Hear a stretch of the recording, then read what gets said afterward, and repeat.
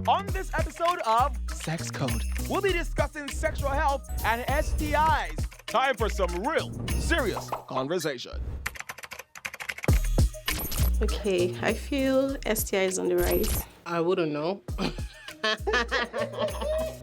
Most people don't use protection. I mean, especially men. I feel like we don't put a lot of emphasis on getting like proper medical checkups and stuff before you get into a sexual relationship. Men don't even want to use condoms. Why? It's crazy, man. It's actually something that people need to be more conscious of because there's a lot of diseases that people are carrying that they don't even know. Some people don't pay attention to little things like sitting on a public toilet. You know, you can just catch STDs through means that it's not necessarily sex. It's a very big problem because some people know that they have it. They're not telling anybody. Okay, first, before I start dating anyone, it is compulsory for us to run tests. I mean, initially when I was learning about sex education, I was taught that yourself and your partner have to go for checkups and tests before you divulge, you know?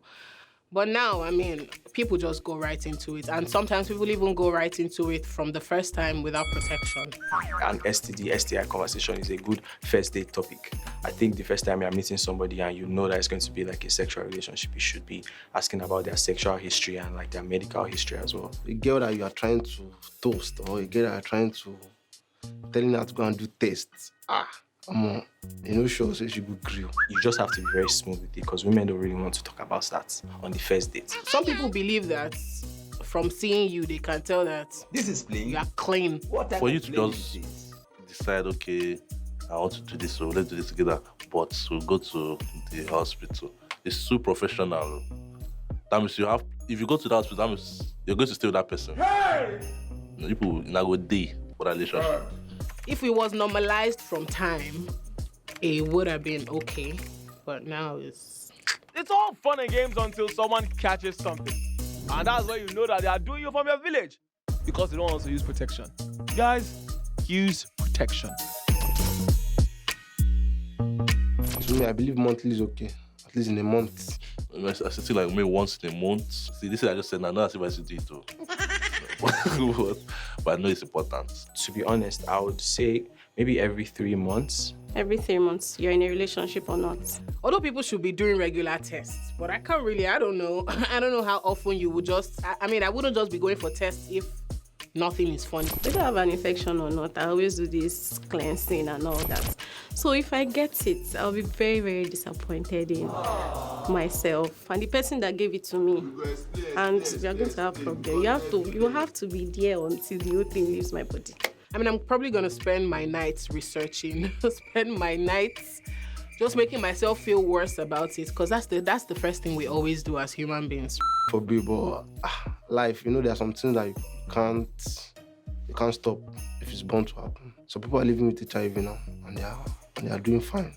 It's definitely not like the worst thing that can happen to you as a human being. So I wouldn't place too much power on something that I know that can destroy me. So I just take power back and pick myself up and figure out how I'm going to deal with it. If I get to a hospital, I don't tell them what they worry me. I don't tell anybody anything. I'll go hospital straight. Doctor. My piece, the heartbeat, come outside. Do you know, I've seen crazy about, sorry for the word, but I've seen crazy about people wanting to pass the STD because they have contracted it. That's the wildest and the most demonic thing anybody can think about. I mean, they probably got it through a wicked way and want to.